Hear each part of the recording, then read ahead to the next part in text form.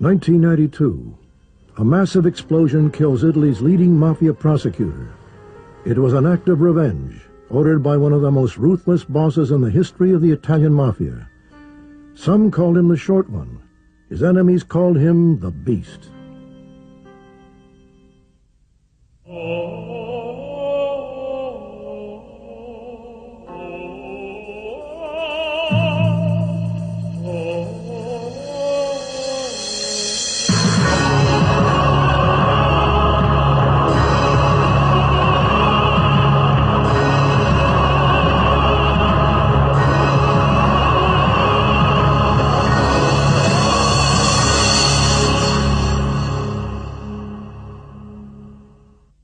The rise and fall of Salvatore Totò Riina is a story of the most dramatic period in the history of Italian organized crime. Though the Sicilian Mafia is only one of several criminal syndicates in Italy, under Riina's guidance it achieved a position of unprecedented power and subverted the highest levels of the Italian government. He erased Mafia traditions and destroyed the code of silence as he brought the Sicilian Mafia onto the world stage. But his bloody quest for power bared one unplanned consequence: the most effective mafia prosecution in history. Totò Riina's story began in the small town of Corleone, a poor farm town less than an hour's drive from Palermo. The origins of both Riina and the Mafia are found here in the hard, desperate life of rural Sicily. Historically, if you're looking at the roots of the Mafia in Sicily and in Italy, you can trace it back to really the history of this country being overrun by a whole bunch of different cultures: the French, the Spanish, Phoenicians. There's never been much of a law enforcement apparatus on the island. It's very rural. In fact, it's very much like a feudal system. And this is where the Mafia came from. In fact, many countries that have an organized crime tradition had feudal roots initially in its historical origins. In Sicily, almost all the land was owned by a small number of landowners, and most of the population were impoverished peasants who didn't own any land. And the landowners either lived in the big cities of Sicily or they lived on the mainland of Italy. And they're managers of these estates who used force and began to run these estates in the absence of the landlords are the origins of the Mafia. Riina understood violence from a young age.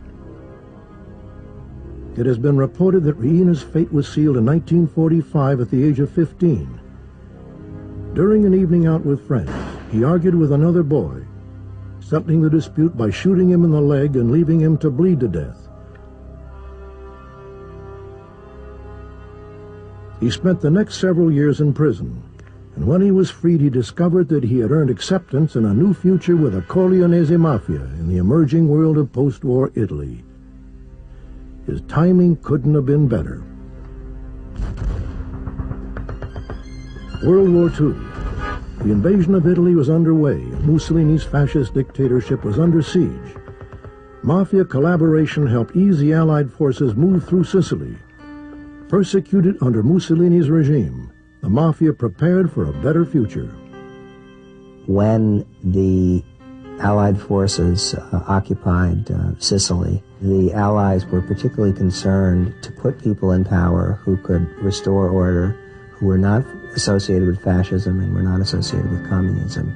They actually installed many Mafia figures in positions of power in towns around Sicily. It's not clear if they did so intentionally or not, or if the Mafia was particularly shrewd in exploiting a new power vacuum in order to return to power. As Palermo was made the regional capital of Sicily, and Sicily was made an autonomous region of the Italian state, a great deal of government money flowed into Palermo, and the Mafia was very quick to follow that money. And there was a building boom in Palermo itself, and the Mafia went into the real estate business in a very major way. Profits and power. By the early 1960s, the Sicilian Mafia enjoyed an unprecedented abundance of riches. Inevitably, there was a frantic scramble for power among major Mafia families, a violent war in the battle for domination that laid the groundwork for the rise of Totò Riina. The Mafia's war against itself attracted national attention in 1963, when 7 police officers were murdered in a car bomb attack. Public outrage led to the first large-scale Mafia crackdown in Italian history. Nearly 2,000 Mafia members were arrested, including most of the major bosses. Many were forced to flee the country. Even Totò Riina, by now second in command to Corleonese boss Luciano Leggio, was captured, only to be acquitted a short time later. The Mafia soon decided to disband its ruling commission and assume a low profile. It formed a temporary governing body of 3 major Mafia bosses, including Luciano Leggio.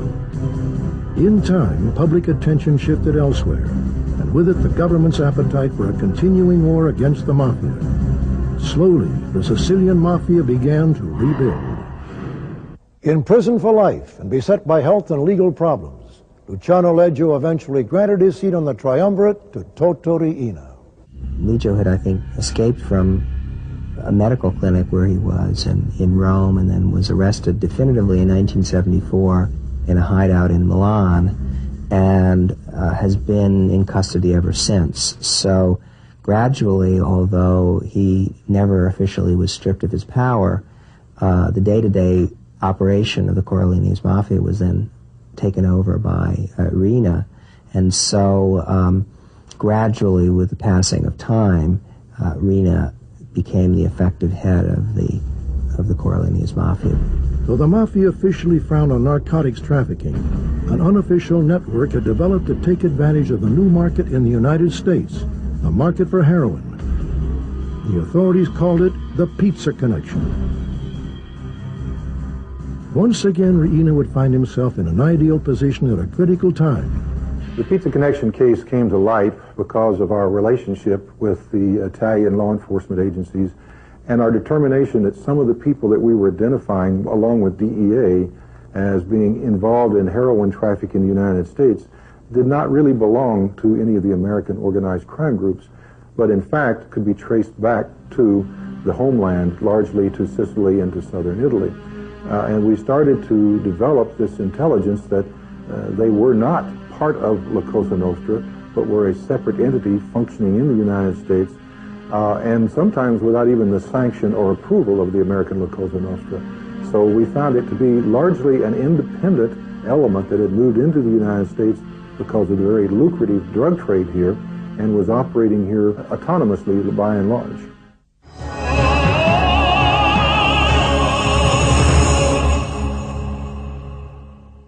Former Assistant U.S. Attorney Richard Martin recalls early assumptions about the Sicilian Mafia. The interesting phenomena for the Sicilian Mafia is that they were, compared to the American Mafia, way behind. They were an agrarian-based organization that had really small involvement in things that we traditionally associate the American Mafia with, that is labor corruption, construction, industries like that. The Sicilian Mafia was not really actively involved. What changed all of that was the cigarette trafficking and then the narcotics trafficking, and took them from sort of backwards, agrarian-based, feudal sort of organization to a multinational business that generated billions of dollars. And that change had a dramatic effect on the structure of the Sicilian organization. The Sicilian Mafia was bringing in more money than it could launder. One story tells of an apartment rented simply to store cash profits. Once again, Mafia families would compete for ultimate power. But now, Riina and the Corleonese Mafia would lead the war. Riina's involvement in heroin smuggling was not direct. He, being from Corleone, had few natural connections to the original narcotics traffic. He didn't have boat captains who had access, he didn't have laboratories, and he didn't have a network of people in the United States to ship to. What he did was to take over those families that had those connections and to substitute his own people or to force people who had those connections into his ambit by killing off their bosses and putting in their place his lieutenants. Therefore, he got control of a business that was not naturally one within his territory. And by the end of 1981 or 1982, when the pizza connection was really at its height, it was Riina who was controlling the Sicilian Mafia. Riina consolidated his power in various ways. First, by trying to undermine and isolate certain of the more powerful bosses in Palermo, whom he regarded as his principal rivals, through kidnappings that were unauthorized, kidnapping people who were supposed to be under the protection of other bosses, by killing law enforcement people without the authorization of the commission in ways that irritated and in some cases humiliated other bosses, and by cultivating economic relations with people inside of other families and fomenting discord between the different families. Who was this man who placed so much fear into so many people? The truth about Salvatore Riina is much more complicated and much more chilling than the commercial movie images of godfathers and mafia dons.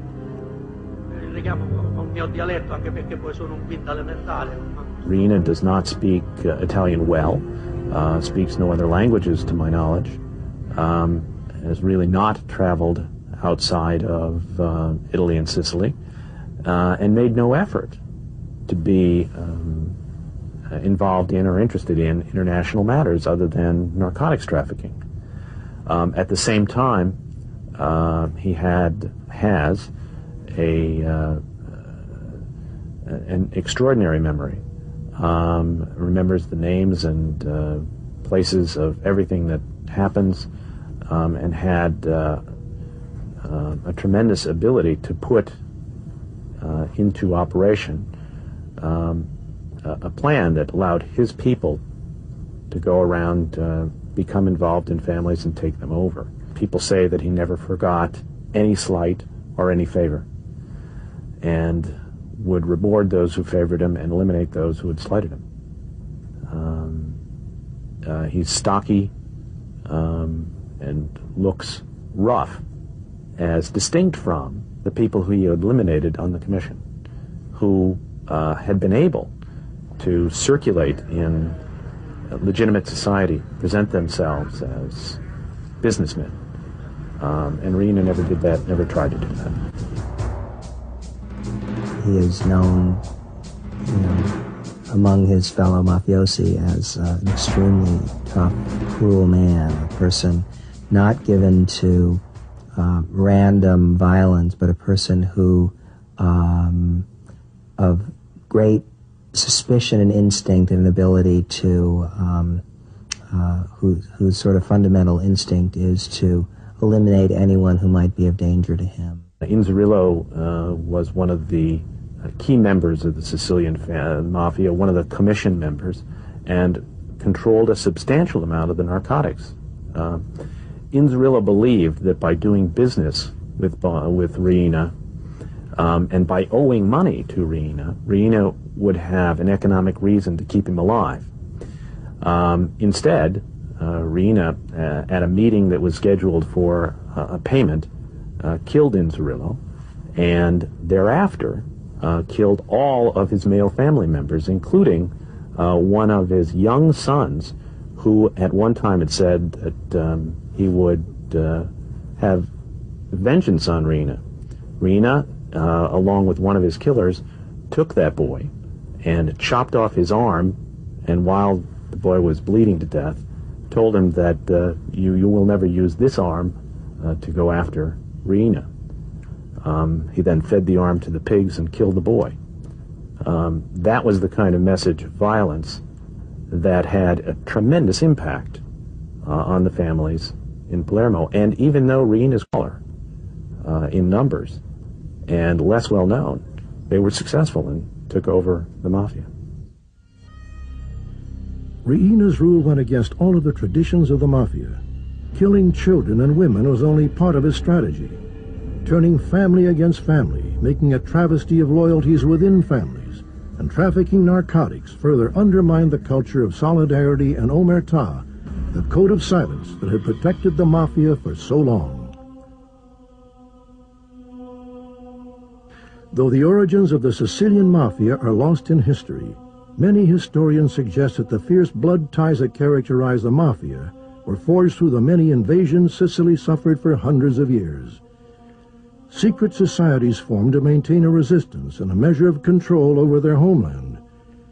Riina's destruction of this ancient spirit of brotherhood, which had insulated Mafia members for generations, changed the very nature of the organization. Through fear, through intimidation, through murder and treachery, Riina's reign of terror had taken hold. Mafia involvement in refining and smuggling heroin had a dramatic consequence on the people of Italy. Deaths from overdose rose from 8 in 1974 to thousands by the late 1980s, with an estimated 200,000 Italian addicts. The Sicilian Mafia had helped to create a social crisis. This was a problem when suddenly the sons of wealthy families across Italy, the sons of government officials and daughters of business people and bureaucrats, were finding syringes, in their homes and having children die of overdose. This became a problem that was too big for the government to ignore. Add to that the fact that in order to protect this new business, the Mafia was beginning to kill over-curious police officials who were looking for heroin refineries and trying to crack down on the drug trade. And add to this the fact that the Corleones were beginning to kill the other Mafia bosses and the hundreds of people who stood behind those Mafia bosses in order to consolidate those problems. And suddenly you begin to have an awareness in Italy that this problem is much bigger than you ever imagined.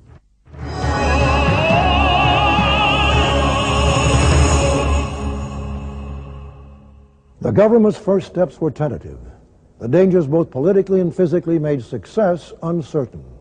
In a climate of great danger and a history of violent retaliation, a native son of Palermo was brought into the new Mafia investigations.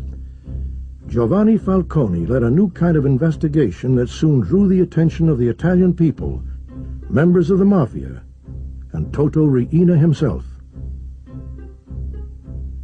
He started out as a bankruptcy investigator looking into fraudulent bankruptcies, and used those same techniques of financial investigation to attack the Mafia by tracing the money and proving that individuals who had no jobs and no legitimate source of income could not reasonably have acquired the multi-million dollars that were passing through their accounts and reflected in their properties.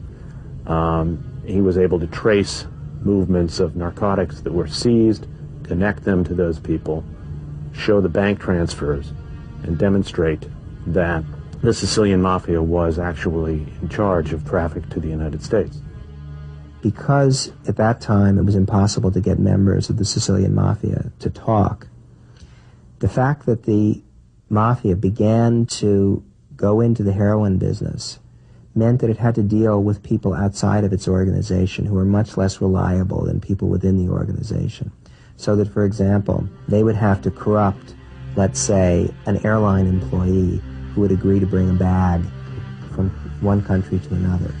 That person, because that person wasn't a professional criminal and was easy to scare, you arrest that person, you threaten to keep them in jail for the rest of their life, and suddenly they're talking to the police and telling you everything they know. So he would take advantage of all of these people in order to find new areas of weakness within the organization, ways of breaking into the organization through its expansion. And he did that very effectively in some of these early cases and won convictions. At the same time that Falcone was pursuing the heroin connection from the financial side from Sicily, we in the United States were pursuing the same traffickers up the chain of distribution through and back to Sicily. And in 1982, Falcone came to New York, and I was introduced to him with my friend and thereafter trial partner, Louis Freeh. And we saw in him something quite different from what we expected. We saw a professional, intelligent, well-prepared magistrate who knew this organization better than we did. And we saw in him the possibility of exchanging information and, for the first time really, putting together an international effort to combat this organization. The Italian-American Working Group was formed to exchange operational case information and to learn better from each other how we could better penetrate these seemingly connected drug trafficking organizations. It evolved into an apparatus at the highest policy level where the United States and Italy coordinated their activities. It resulted in the Maxi trials in Italy, the Pizza Connection cases, and even some of the commission cases here in the United States. In his 30-year career with the FBI, former Associate Deputy Director of Investigations Oliver Buck Gravel was deeply involved in the anti-mafia investigation. The very first meeting of the working group was right after the assassination of General Dalla Chiesa, who was a hero in Italy and was the prefect of Palermo. And he had been killed by the Mafia, and that was weighing heavily on our heads when we came together in Quantico in October of 1982. And I remember the eloquent speeches that the Italians made about how they needed help because this menace was so strong that even their senior officials were at risk. And we were very empathetic to that need and that concern. Dr. Falcone was particularly effective in conveying the concern of the Italians in how that their whole system was so penetrated they needed help to cleanse themselves of this menace. Even as the Mafia struck back, investigations on both sides of the Atlantic began to gain momentum. 1984 marked a dramatic breakthrough in the capture of Tommaso Buscetta, a former high-ranking member of the Sicilian Mafia, whose hatred of Salvatore Riina drove him to a stunning decision. Buscetta had been a member of the Mafia since shortly after World War II and had seen the Mafia change over those years. And when the war broke out between two factions of the Mafia, he was allied with the faction that was losing. And even though he tried to leave Palermo, go to South America, and escape the battle, a lot of his family members were killed.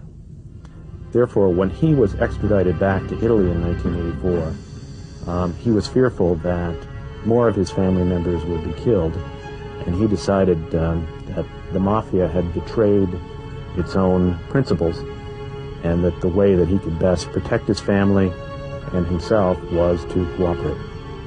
But Buscetta would speak to only one man, a fellow Sicilian, Giovanni Falcone. Though they had never met, Falcone's reputation was well known in the Mafia. He was a man who wouldn't quit. He was a man who would finish the job. What happened when the two of these people got together was that they saw in each other, one, the information that could destroy the Mafia, and the other, a person who was capable of mounting the attack. And they treated each other with great respect, and I think had a good understanding each of the other. Certainly Falcone never excused Buscetta's conduct, but treated Buscetta with understanding and thoughtfulness, and gave all of the serious attention to what he said that it deserved. Early on in their relationship, Buscetta asked Falcone for a cigarette. Since he was a prisoner, he didn't have access to cigarettes. And Falcone gave him a cigarette and gave him the remainder of the cigarettes in the package he had already opened. And at a later time, Buscetta explained to him that had Falcone given him an unopened pack of cigarettes, that might have seemed too much, almost humiliating to Buscetta. But since the pack was already opened, it was somehow an acceptable gift. This seems very trivial, but these are ways in which two people measured one another, and Falcone instinctively understood who Buscetta was, what culture he had come from, and what the way of behaving with Buscetta should be. He was the first Sicilian Mafia member to ever testify in a court of law in Italy against the Mafia. But more, he identified more than 400 members of the Mafia, drew an ornogram of the entire organization, identified the members of the commission, explained how they operated, explained how the structure made those people who were on the commission responsible legally for what the soldiers did. And through Buscetta, Falcone was able to structure an indictment that made all of those people responsible who had ordered the killings of hundreds of Mafia members, politicians, judges, and police officers in the preceding 10 years. His evidence simply opened the skin of the organization so that at one time they were able to identify the entire structure. Buscetta gave investigators their first look into the structure of the Mafia. He explained how the lowest soldier on the street was part of a team headed by a captain. The captains in turn reported to the family leadership. There was an underboss, a boss who headed the family, and perhaps one or two consiglieri or counselors. The 30 families that ruled Palermo were divided into 10 districts. Each district consisted of 3 families. Each district would elect a representative to serve on the commission that ruled the Mafia, which was responsible for laying down policy, mediating disputes, and handing down decisions regarding important murders. Though the idea was to create a democratic organization, Buscetta explained in practice, authority was actually imposed by the man who had taken control, Totò Riina. For the first time, prosecutors could prove a direct connection between the actions of Mafia soldiers and the rule of the beast.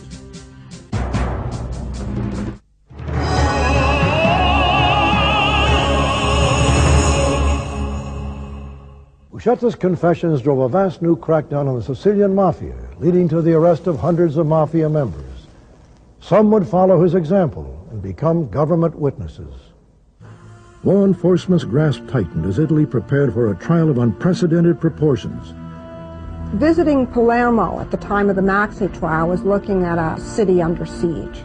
There were extra law enforcement brought in from all over Italy to help supplement the law enforcement personnel that resided in Sicily. Judges, investigators were under constant armed guard with bodyguards.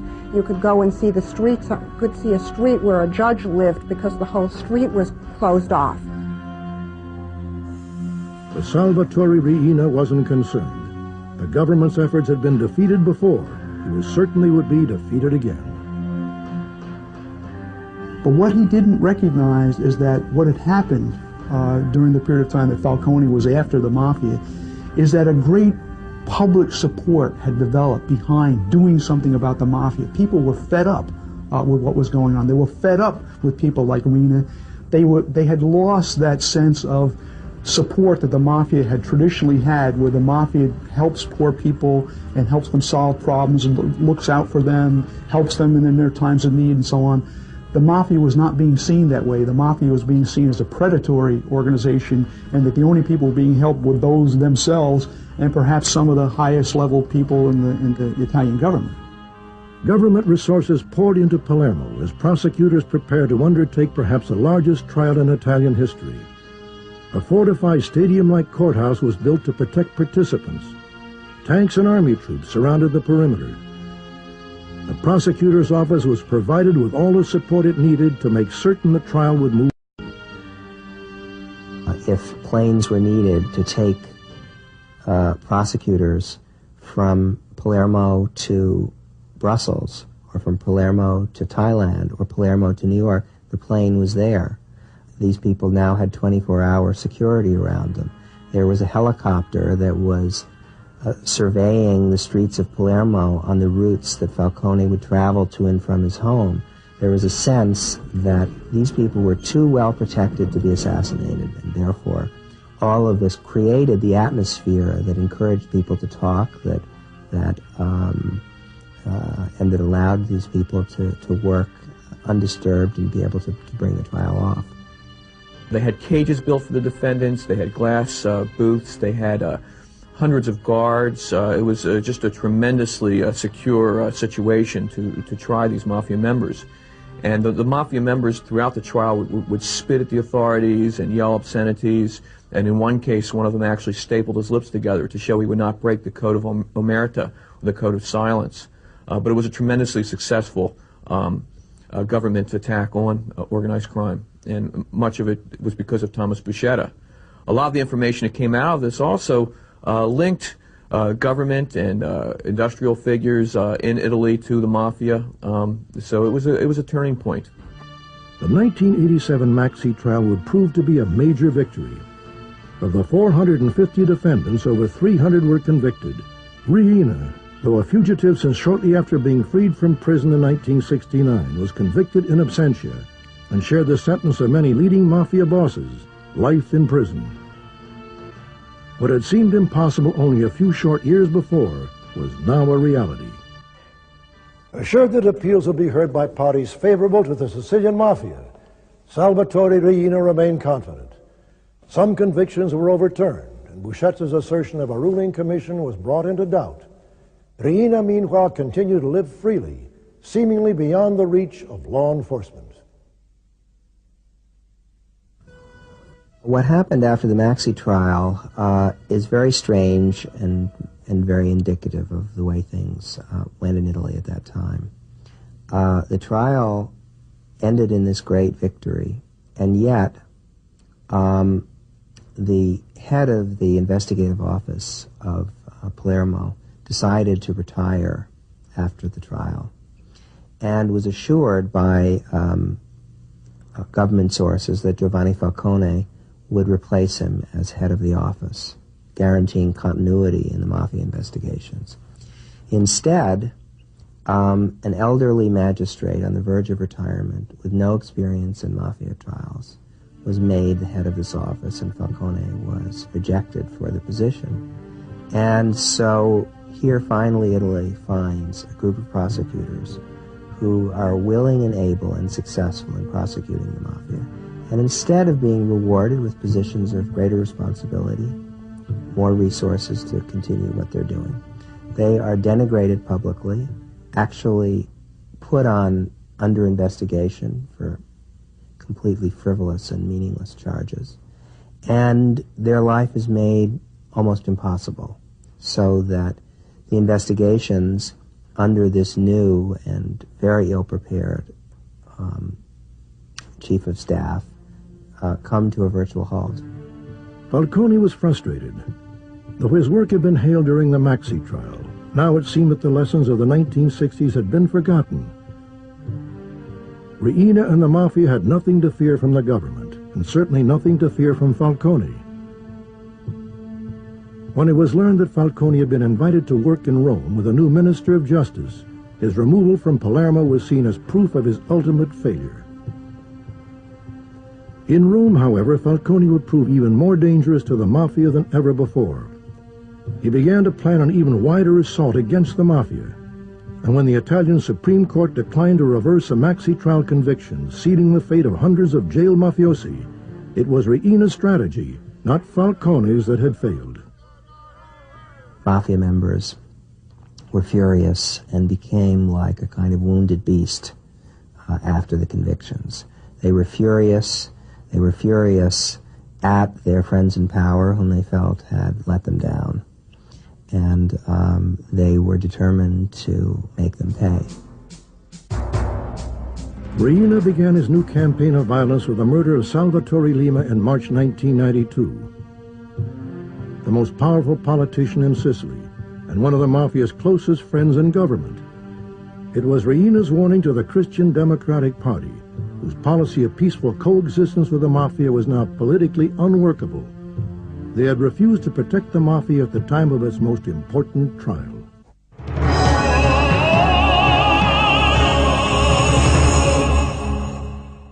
Less than 3 months later, the Sicilian Mafia took another step in its escalating battle against the government. It proved to be Totò Riina's most costly mistake. For Giovanni Falcone, receiving a death threat was part of the job, including at this conference in Rome only 2 weeks before his death. But threats wouldn't deter him from his work. Every time we had a meeting, I would pull him aside and we would talk about his safety, and he assured me that he was taking precautions and that he had an excellent bodyguard, and he had an entire group assigned to him for protection, and that he was doing all that was humanly possible to protect his life, because he knew that he was a target, but that he had to go forward. Anybody who knew what he was doing and what had happened to his two prior bosses who had been executed knew that he was in danger all the time.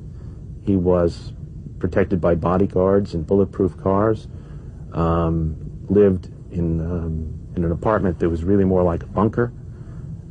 His office could only be entered through a series of doors with cameras looking at who was entering. But he was philosophical about it. He was certainly not fatalistic, believed that the enemy was after him, but wanted to accomplish what he could, as long as he could. The Mafia had planned this killing very carefully. They had people in Rome who were able to communicate by cellular phone the moment that Falcone left his office. Someone waiting at the airport could then communicate to people in Palermo. The plane is taken off and it's heading toward Palermo. There were people waiting outside the airport to signal his arrival. And then a couple of miles from the airport, a squad of mafiosi had placed an enormous quantity of explosives in a kind of drain pipe that was underneath the highway itself, so that then, on a signal from someone else, they then detonated this truly massive quantity of explosives. Falcone was murdered on Memorial Day weekend in 1992. I was at one of my best friend's weddings. I was going to be his best man that day. And I got a phone call from Louis Free, who had heard the news. And I was upset and naturally distressed, but not terribly surprised. Although we thought that by taking the position that he had taken about a year before in Rome, that he had left Palermo, he was having an impact on justice nationally in Italy, and that perhaps he had escaped the Mafia. I think he should be remembered as a hero, not just for law enforcement, but for everybody. His life and his career proved the efforts of one man can make a difference in the lives of people. He was a remarkable man, a man who truly believed in justice. Public reaction to the death of Giovanni Falcone took on the dimensions of a national tragedy. Disbelief, shock, and outrage swept the country. It seemed as if Riina and the Mafia were winning the war. People blamed the government in part, and it was part of stimulating a kind of popular and civic revolt in Palermo, in many cities in Sicily, and in many cities throughout Italy. For example, in a series of demonstrations in Palermo itself, women around the city began to hang sheets, in some cases with written banners on them, outside of their windows and on their balconies where they normally hung their laundry. And these sheets were meant to signify protest against the killings. And they vowed that they would continue hanging out these sheets and these signs of protest until the killers of Falcone were brought to justice. Buscetta talked again to prosecutors and began to talk about members of the Mafia who had connections with politicians in Sicily in a way that he had chosen not to do in 1984 because, as he said to Falcone and is included in his questioning, he didn't believe that the system in Italy was ready to digest that information.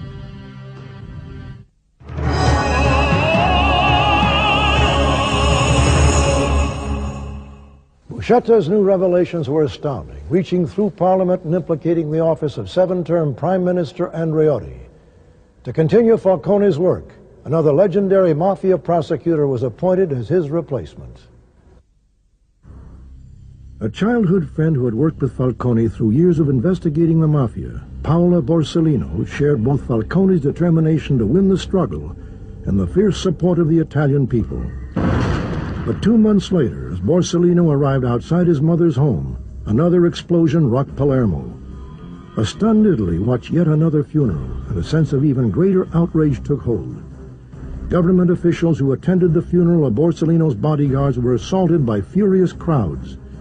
The bodyguard service itself rebelled against the government's poor efforts to protect them. The public demanded the strongest response yet against the Mafia. Immediately, 7,000 army soldiers were sent to Sicily to show that the government and not the Mafia was in charge. New laws were passed that created a witness protection program in Italy, encouraging hundreds of Mafia members to become government witnesses. So that you had 2 categories of people who turned against Riina. Members of the losing faction who had managed to survive cooperated against him, and members of the winning group, or those people who had been co-opted because they were part of the narcotics traffic. But the most interesting group, and the people who had the freshest information, were his bodyguards and drivers who feared that they were about to be killed, or learned that they were about to be killed, and decided the only way to save themselves was to cooperate against Riina. So that as time went on, he created an increasing number of people who were ready to cooperate against him.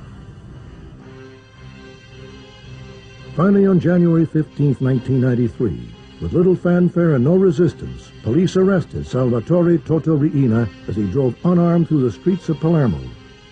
At first he claimed to be an itinerant farmhand on visit to the city, but soon it was clear this was the beast. In February 1999, Salvatore Totò Riina was sentenced to life in prison for the murder of Paolo Borsellino. Added to convictions for the murder of Giovanni Falcone and many other Mafia crimes, Riina's fate was sealed several times over. Though he will never see freedom again, the Mafia is still very much alive. As we move into the late 20th century, the Mafia really is in a bit of disarray, not only in Sicily, but in America and other areas that have been basically sources of power. New crime-fighting techniques by the government have put some of the leaders behind jail. As they get farther and farther away from their traditional roots, a lot has been lost as far as the relationships between the Mafia groups, as well as this predilection of informers to come out. This is totally against the traditional code. And so, if anything, this new phenomenon of the informant is allowed basically the Mafia to turn in on itself and destroy itself. Salvatore Riina lived free for over 20 years, confident in the Mafia's control and secure in his freedom, never betrayed by those who believed the myth that the Mafia defended the poor from those who would exploit them. In his bloody quest for power, Riina defended that myth, perhaps forever. Will the Sicilian Mafia return to the position it once had? Recent history has shown that organized crime can be defeated, but only if law enforcement continues the struggle, and only if the people demand it. I'm Robert Stack. Thanks for joining.